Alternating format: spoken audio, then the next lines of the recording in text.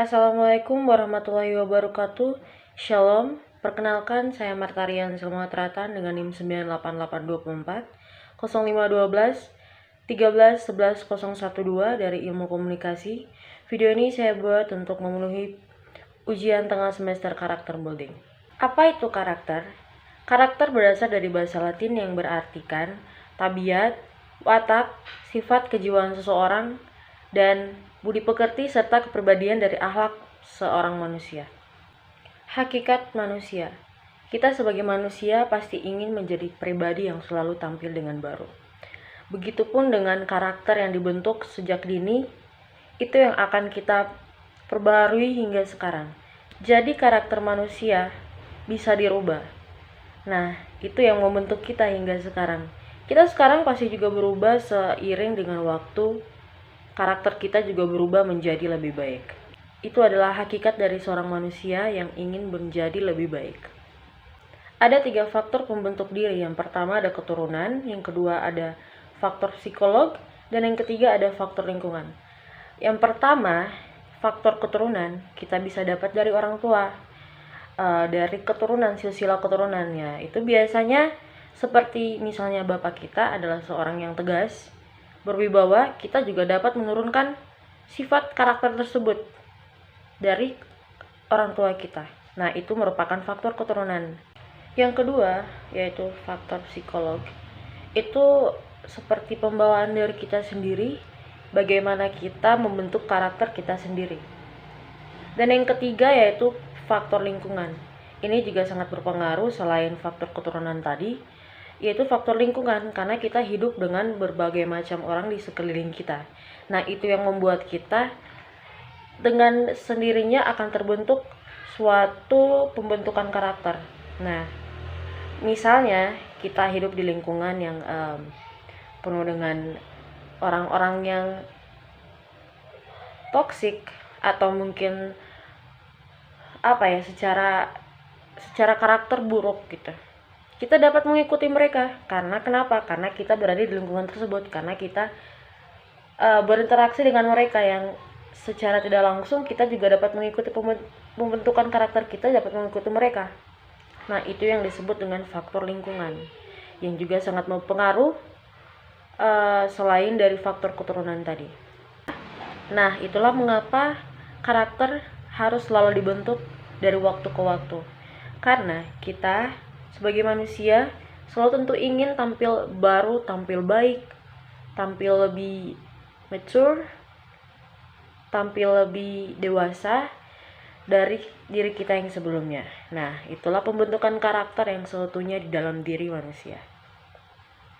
Mengapa kita harus memiliki karakter yang disebutkan di dalam karakter building? Karena kita akan bertemu dengan orang-orang baru.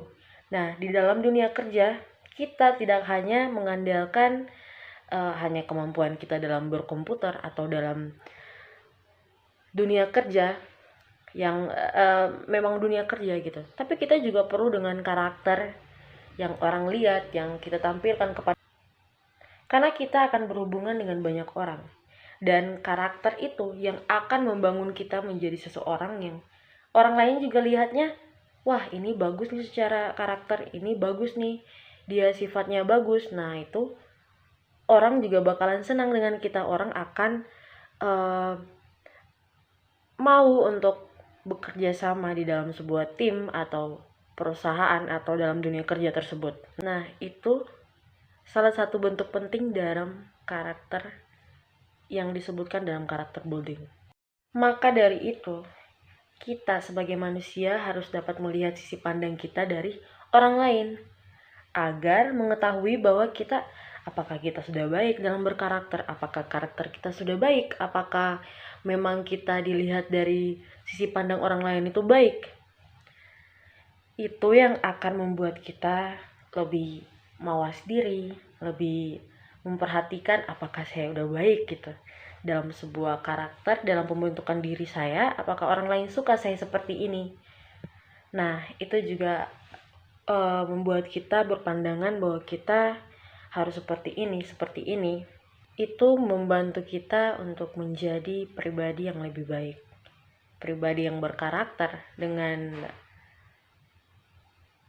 pembentukan yang baik, dan tentunya juga sangat-sangat membantu kita untuk menjadi pribadi yang selalu baru nantinya. Yang kedua, kita masuk kepada self-esteem. Self-esteem tersebut merupakan self-esteem sendiri adalah sebuah pikiran atau nalar, perasaan seseorang atas dirinya sendiri. Jadi ini bisa diartikan sebagai harga diri atau penilaian seseorang terhadap dirinya sendiri. Tinggi atau rendahnya self-esteem tersebut tergantung dari seberapa dia menghargai dirinya atau seberapa dia menilai dirinya sendiri. Jadi bisa dibilang tergantung bagaimana dia menilai diri sendiri atau melihat diri sendiri dari sisi pandang dia sendiri. Jadi bisa dibilang tergantung dari sebagaimana dia melihat diri dia sendiri dari sisi pandang dia sendiri. Inilah yang menggambarkan bagaimana dia menyetujui, menilai, menghargai, dan menyukai diri dia sendiri. Itu makna penting dari suatu self-esteem. Nah, ini yang membuat self-esteem sangat berpengaruh dalam kehidupan individu, kehidupan manusia tersebut yang kita juga tidak bisa mengetahui selain dirinya sendiri. Dia yang bisa melihat dirinya dari sisi pandangnya sendiri, apakah baik atau tidak baik, itu terserah dari dirinya sendiri ya teman-teman. Nah, yang kita lihat dari self-esteem, ada 2 faktor atau 2 kajian. Jadi yang pertama, seseorang yang memiliki low self-esteem atau self-esteem yang rendah, itu dapat memungkinkan dia masuk ke dalam dunia yang depresi atau pengembangan potensi mereka yang sangat kurang. Mereka juga bisa dapat masuk ke dalam toxic relationship atau toxic friendship atau sesuatu yang berbau dengan ketidakbenaran, ketidakpastian yang membuat individu ini menjadi seseorang yang tidak kuat. Itu yang pertama. Dan yang kedua, kita punya self-esteem yang terlalu tinggi. Sebenarnya ini tergantung dari kelebihan dan kekurangan saja. Jadi self-esteem yang tinggi itu juga sesuatu yang tidak baik, atau orang bilang biasanya sesuatu yang berlebihan itu tidak baik. Nah, dalam self-esteem yang tinggi dapat menyebabkan seseorang individu sombong, terlalu sombong dengan ketidakmampuan belajar atau dari kesalahan. Jadi bahkan self-esteem itu jika terlalu tinggi dapat menyebabkan gejala-gejala seperti narsisme atau orang-orang yang ingin dianggap lebih secara berlebihan. Self-esteem sendiri dapat mempengaruhi 3 faktor, yaitu kesehatan, keuangan, dan juga gaya hidup dan keluarga. Yang berikut kita masuk ke dalam self-image. Self-image sendiri merupakan gambaran diri sendiri atau individu berdasarkan kamus psikologi self-image dan gambaran diri dari jati diri seperti gambaran atau bayangan. Kurang lebih self-image tersebut merupakan kita mempersepsikan diri sendiri atau kesadaran diri sendiri. Ada beberapa aspek citra diri atau self-image tadi. Yang pertama, dilihat dari dunia fisik cenderung lebih mudah dilihat seperti gendut, langsing, atau pendek. Ya, ini kita melihat orang lain dari bentuk fisiknya sendiri, seperti kita melihat ada orang yang memiliki badan yang ada bongsor atau gemuk, ada juga yang memiliki badan yang kurus, langsing, dan itu dilihat melalui dunia fisik. Yang kedua, kita punya dunia sosial, cenderung hanya kita yang tahu atau orang terdekat yang tahu. Ya, ini seperti lingkungan seorang individu yang memang hanya dia yang tahu dan orang-orang terdekatnya yang tahu. Ya, biasanya seperti itu ya. Seperti misalnya saya yang tahu sifat buruk saya dan sifat baik saya, dan juga mungkin orang-orang terdekat saya seperti keluarga atau sahabat yang tahu. Tidak mungkin dong orang yang baru kenal sama saya langsung tahu saya ini seperti apa. Nah, itu dilihat dari dunia sosial. Yang ketiga yaitu kita lihat dari dunia psikolog. Nah, dari dunia psikologi ini hanya kita yang tahu gitu ya, dan cenderung hanya kita yang memahami. Sama seperti yang tadi yang saya sebutkan dalam lingkungan, hanya saya dan lingkungan saya yang tahu. Nah itu biasanya mereka yang dalam lingkungan taunya seperempat. Jadi hanya kita yang tahu bagaimana diri kita, bagaimana psikologis kita, apakah kita sekarang lagi sedih, atau apakah kita sekarang lagi merasa bahagia banget, atau kita bahkan bisa merasakan kita sedang ada di dalam pergojolakan psikologi. Itu memang hanya kita sendiri yang tahu. Dan ya memang dalam dunia seperti ini memang hanya diri kita yang bisa mengontrol diri dan mengetahui bagaimana kita sekarang. Berikut bagaimana cara kita membangun citra diri. Yang pertama, kita jangan beralasan atau menganggap diri kita sebagai korban atau playing victim. Banyak orang yang seperti ini, banyak yang merasa saya itu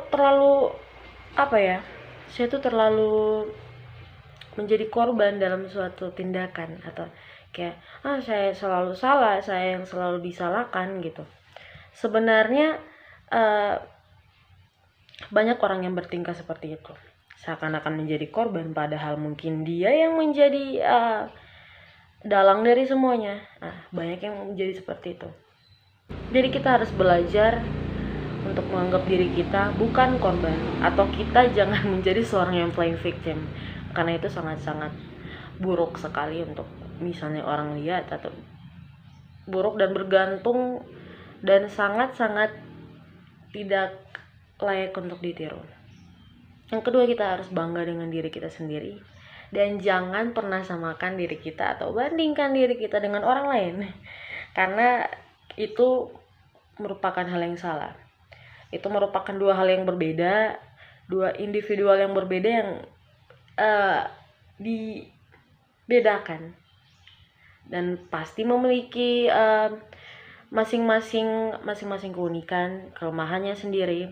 Sebagai seorang individu, kita tidak bisa mengkotakkan seseorang hanya karena dia memiliki suatu kemampuan diri, yang misalnya dia tuh pintar ngomong, atau dia mungkin cantik, berwawasan tinggi, tapi kita tidak bisa membedakan dia dengan individu yang lain, karena belum tentu kita tahu individu yang lain punya kriteria atau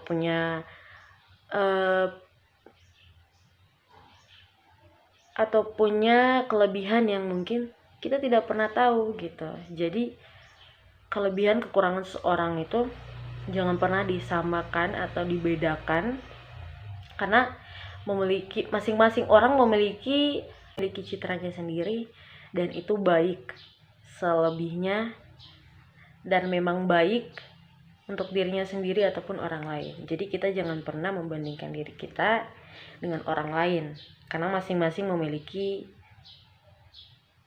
citra dirinya sendiri. Dengan hal itu kita akan lebih memperhatikan diri sendiri, kita harus lebih percaya diri, kita merasa diri kita bahagia, merasa diri kita worth it, merasa diri kita pantas untuk bersanding dengan orang lain. Nah, itu juga bagaimana cara kita dapat membangun diri kita sendiri, atau seperti itulah. Jangan pernah takut, dan kita harus selalu merasa mampu, kita harus selalu merasa kita bisa. Dengan beberapa hal itu, maka kita akan menjadi pribadi yang lebih kuat, membangun citra diri kita dengan apa adanya, dengan memang semestinya. Nah, itulah beberapa poin yang bisa kita ambil untuk membangun citra diri kita. Nah, jadi dalam mengidentifikasikan citra diri, kita punya dua. Seperti biasa, ada yang baik dan ada yang buruk. Ada yang positif dan ada juga yang negatif. Jadi yang pertama, kita mengkaji dari citra diri yang positif. Nah, seseorang yang memiliki percaya diri yang tinggi, itu orang-orang yang memiliki citra diri yang positif dan selalu memiliki rasa percaya diri. Kita bisa lihat dari misalnya kita punya rasa percaya diri yang tapi sebenarnya jangan yang terlalu tinggi ya, jangan terlalu over, karena itu juga tidak baik sebenarnya. Jadi harus sedang-sedang saja. Kita bisa bagaimana kita memiliki yang tentunya baik, itu kita dapat melakukan sesuatu hal dengan pastinya baik juga. Kalau kita memiliki kepercayaan diri yang tinggi, maka kita pasti akan dengan tegak menyuarakan atau mempresentasikan materi dengan baik, dan juga itu yang membuat orang, wah ini bagus, ini oh kita kayaknya nggak usah nanya gitu, karena emang udah bagus gitu. Nah, kita terlihat seperti wah ini orang mantap banget gitu. Nah, itu yang pertama. Dan yang kedua, berorientasi pada ambisi yang kuat, mampu menentukan menjadi sukses, pasti mempunyai ambisi yang kuat atau juang yang jelas adaptasinya. Seperti orang-orang yang sukses, mereka pasti mempunyai citra diri yang baik. Mereka mempunyai citra diri yang percaya diri, yang bisa dibilang itulah yang menggambarkan bagaimana perjalanan mereka dengan ambisi yang kuat. Itu dapat membentuk mereka menjadi pribadi yang sukses. Nah, itu yang harus kita miliki dalam diri kita, supaya kita menjadi juga sukses seperti mereka gitu. Kita harus memiliki cita diri yang positif, yang ambisi dalam berjuang dan kuat, serta memiliki integritas diri yang baik. Yang ketiga pastinya memiliki kepribadian yang menyenangkan. Bagaimana kita memiliki sisi diri yang positif dari cita diri kita, kita pasti menyenangkan juga orang lain, atau orang lihat kita pasti wah ini anak, atau orang lihat kita pasti wah ini anak sangat menyenangkan secara citranya, secara pokoknya terlihat menyenangkan gitu, kepribadian yang baik. Nah, itu juga yang bisa membuat kita menjadi seseorang yang tentu lebih baik. Tadi kita melihat yang positif, nah sekarang kita melihat yang negatif, citra diri yang negatif. Jadi seseorang yang memiliki citra diri yang negatif selalu merasa rendah. Yang pertama ya, selalu merasa rendah, merasa kurang, dan memposisikan dirinya sendiri itu di bawah. Jadi orang-orang dalam tipe ini selalu melihat dirinya di paling bawah. Jadi dia sendiri memposisikan dirinya ya paling bawah. Merasa diri rendah, merasa diri kurang, merasa diri tidak mampu, tidak layak. Nah, itu selalu itu banyak terjadi pada individu-individu atau orang-orang yang mungkin saja kita kenal. Karena kenalan saya banyak yang seperti ini, bahkan saya juga dulu seperti ini, selalu merasa rendah, selalu memandang diri sendiri dengan wah kamu tuh gak bisa, kamu tuh tidak layak gitu. Nah, itu seperti itu yang pertama. Dan yang kedua, orang-orang dengan citra diri negatif juga kurang memiliki dorongan atau semangat hidup. Jadi seperti yang pertama, sama seperti yang pertama tadi, yaitu merasa kurang dan rendah diri. Nah, itu yang membuat hidup dia menjadi tidak semangat atau tidak memiliki dorongan. Jadi semakin dia menurunkan dirinya, semakin dia memiliki perasaan bahwa saya nggak bisa gitu, saya nggak punya semangat nih. Saya secara tidak langsung dia tidak memberikan semangat kepada diri sendiri, jadi dia merasa rendah. Nah, itu merupakan, itu juga bisa kita bilang dampak dari yang di atas. Yang ketiga, yang ketiga, seseorang ini lebih suka menunda-nunda waktu. Ya, itu suka menunda-nunda waktu. Terus yang keempat, lebih lagi. Terus yang keempat, memiliki landasan yang pesimis dan emosi negatif yang selalu berprasangka atau pesimis setiap kali melakukan sesuatu. Jadi dia selalu merasa tidak bisa, nggak optimis Kalau orang biasanya optimis, saya bisa nih ngelakuin ini gitu, tapi dia tidak merasa dia bisa gitu. Nah, itu yang membuat citra diri kita menjadi negatif. Yang kelima, seseorang cenderung pemalu, menyendiri, biasanya menjadi sosok yang selalu dibully dan tertutup, atau menutup diri sendiri. Biasanya orang-orang dengan tipe tersebut menjadi korban bulian, entah bulian di lingkungan atau bulian di lingkungan sekolah. Itu biasanya seperti ini. Jadi dia cenderung menutup dirinya sendiri dan menjadi seorang pemalu, atau ya menjadi seseorang yang jauh dari lingkungan.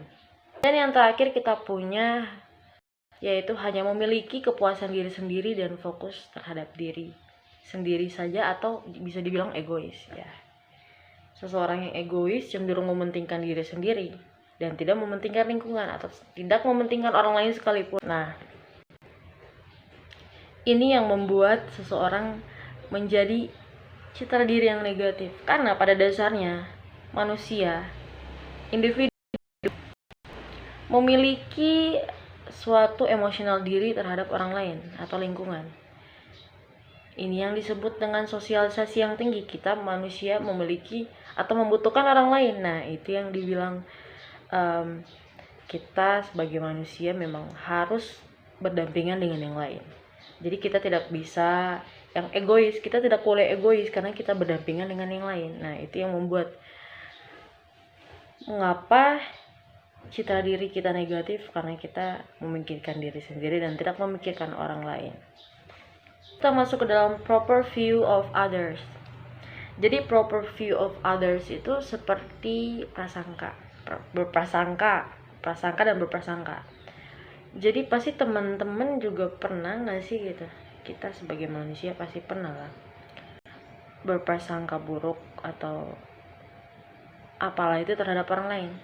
Kita pasti melihat orang lain atau orang yang baru kita lihat sekalipun, pasti kita berprasangka seperti cara berpenampilan dia, atau cara dia berjalan, atau apapun itu, pasti kita lihat, pasti kita mencerna di dalam otak.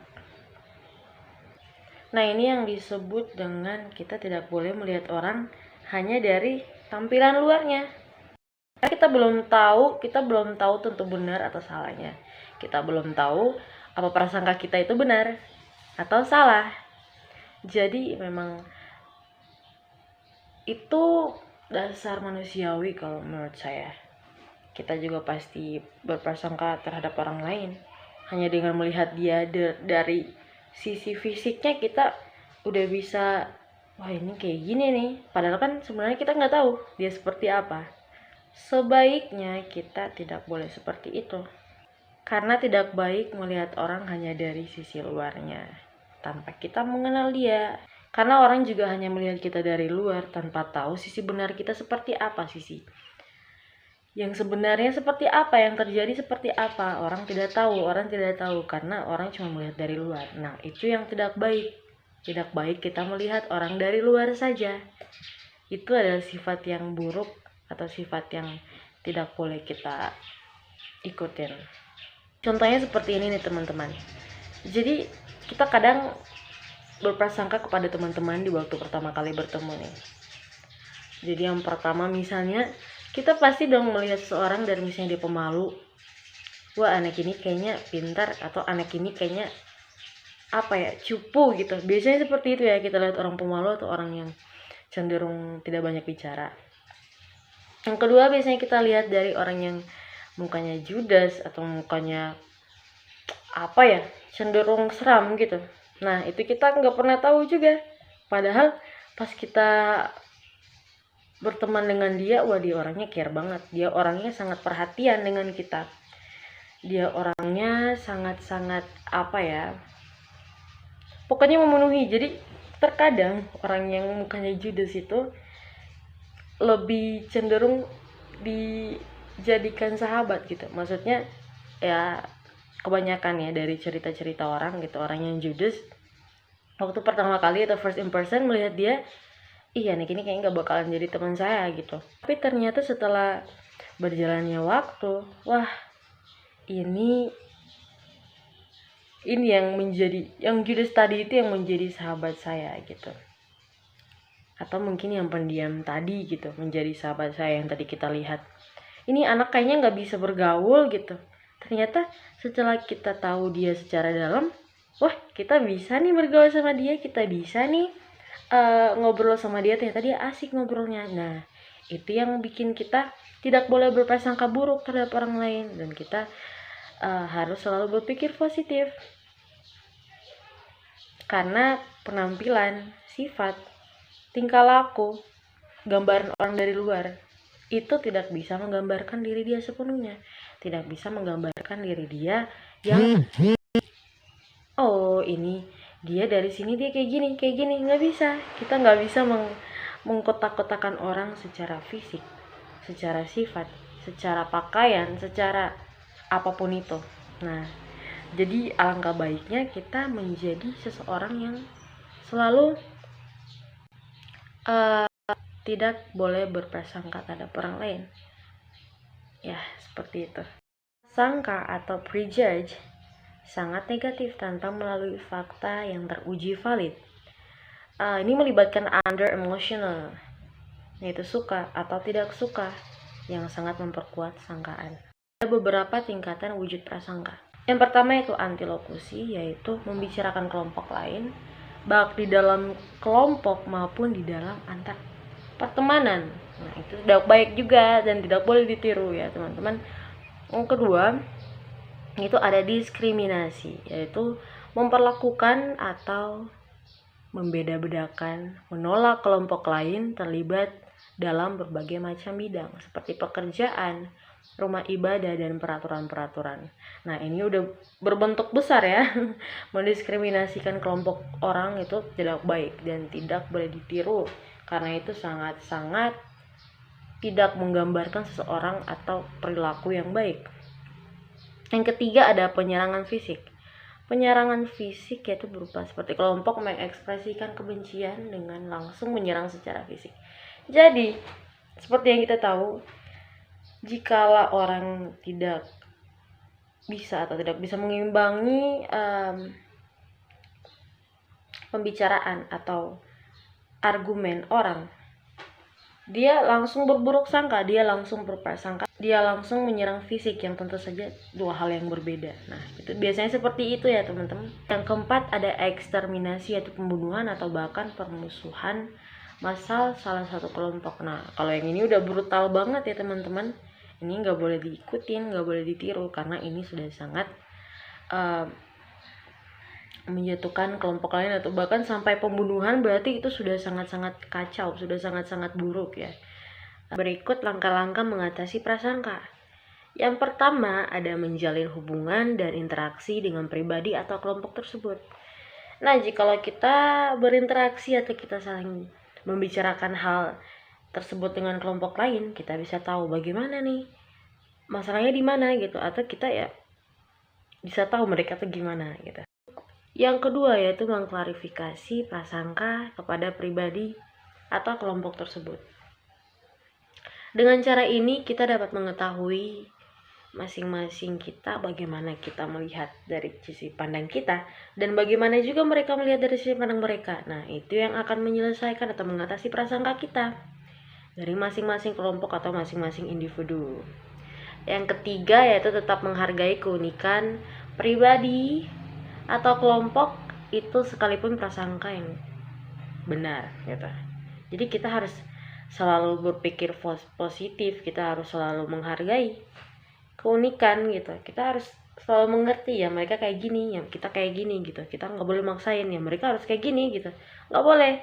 Karena ya masing-masing kelompok, masing-masing pribadi itu punya masing-masing tatatannya sendiri ya. Yang keempat kita punya itu melakukan kerjasama melalui kerja nyata. Nah ini juga mampu mengatasi prasangka kita terhadap mereka.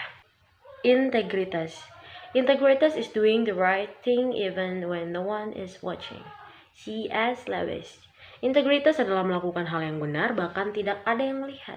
Orang yang punya integritas apabila tindakan sesuai dengan nilai, keyakinan, dan prinsip yang dipegangnya. Jadi integritas menjadi karakter kunci bagi seorang pemimpin yang mempunyai sifat integritas akan mendapatkan kepercayaan dari pegawainya. Dampak positif dari integritas. Yang pertama yaitu integritas merupakan salah satu kunci untuk meraih kesuksesan atau keberhasilan.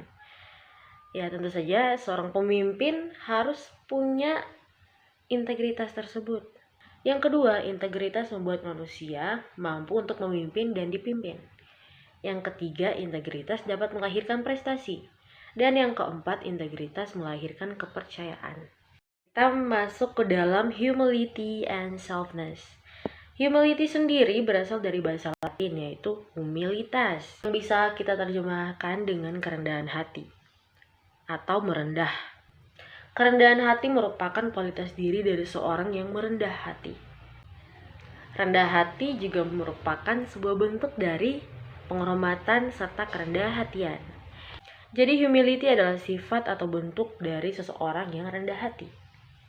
Ciri dari humility sendiri yaitu kebebasan dari kebanggaan dan kesombongan atau sebuah bentuk ketidakbanggaan dan menyadari akan kekurangan. Bagaimana cara kita mengembangkan mindset rendah hati?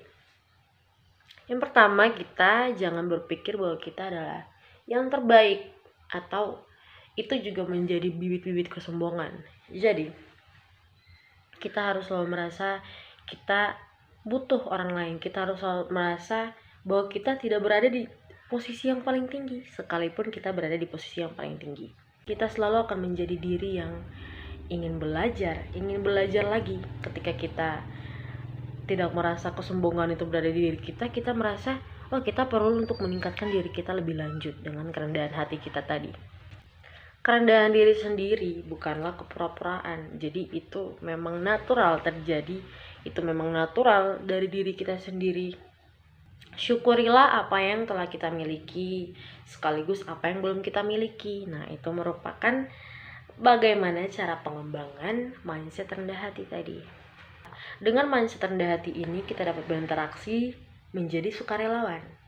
Jangan membandingkan diri kita dengan orang lain, terus memiliki sifat yang mau diajar, melakukan kebaikan tanpa ingin diketahui orang lain, dan jangan terlalu banyak mengeluh. Ambillah waktu lebih banyak untuk bersentuhan dengan alam dan luangkan waktu untuk bermain di sekitar anak-anak lebih sering. Nah, jadi kita tidak perlu merasa ingin mendapatkan perhatian lebih dari orang lain, ingin mendapatkan pujian lebih dari orang lain, karena kita memiliki sifat rendah hati. Kita memiliki mindset tadi rendah hati. Yang terakhir yaitu selfness. Selfness sendiri merupakan perhatian lebih lah cocoknya, perhatian lebih dengan kebutuhan atau keinginan orang lain daripada keinginan kita sendiri. Membuat pilihan yang tidak mementingkan diri sendiri, seperti jangan menyakiti orang lain demi kepentingan diri kita sendiri. Jangan menghargai waktu kita lebih daripada waktu orang lain. Buatlah pilihan yang bisa membantu lebih banyak orang. Memaafkan dan melupakan. Jangan menyakiti orang lain demi kepentingan diri kita sendiri, dan jangan menghargai waktu kita lebih daripada waktu orang lain. Menurut saya sendiri salah, karena kita kenapa lebih mementingkan orang lain daripada diri kita sendiri. Kita tidak boleh seperti itu. Kita harus mementingkan diri kita sendiri daripada mementingkan orang lain. Atau kita mementingkan diri sendiri dulu baru mementingkan orang lain. Karena diri kita penting untuk diperhatikan. Diri kita layak untuk diperhatikan kita sendiri. Kita harus meluangkan waktu dulu untuk diri kita, baru meluangkan waktu untuk orang lain. Jangan terlalu mementingkan apa kata orang. Jangan terlalu mementingkan nanti saya ngelakuin ini, dia gak mau berteman sama saya karena saya tidak meluangkan semua waktu untuk dia. Kita harus mementingkan diri kita sendiri. Inilah yang terjadi kepada anak-anak atau individu milenial. Mereka kadang terlalu mementingkan orang lain. Dengan apa perkataan orang lain, mereka ingin seperti ini untuk selalu bisa mendapatkan teman. Dengan seperti kita mementingkan orang lain daripada mementingkan diri kita sendiri. Nah, itu salah. Kita harus mementingkan diri kita sendiri, memperhatikan diri kita dulu, baru kita memperhatikan orang lain. Karena jikalau diri kita saja sudah baik, sudah diperhatikan dengan apapun itu, dengan waktu, keahlian, atau bahkan apapun itu, kita harus memperhatikan diri kita. Itu bukan egois, tapi kita perlu untuk mencintai diri dulu, baru kita mencintai orang lain. Ya, itu kata singkatnya seperti itu. Kita harus memperhatikan diri kita, baru kita memperhatikan orang lain. Kita memberi waktu untuk diri kita, sebagaimana itu baik, baru kita memperhatikan yang lain. Karena kita harus selalu sayang sama diri sendiri. Mungkin itu sekian dari rangkaian video ini, rangkaian pemaparan materi. Ini merupakan video pemenuhan tugas ujian tengah semester karakter building, dan terima kasih sudah menonton dari awal tadi hingga akhir. Dan saya Martarian Selma Tratan mengundurkan diri. Terima kasih.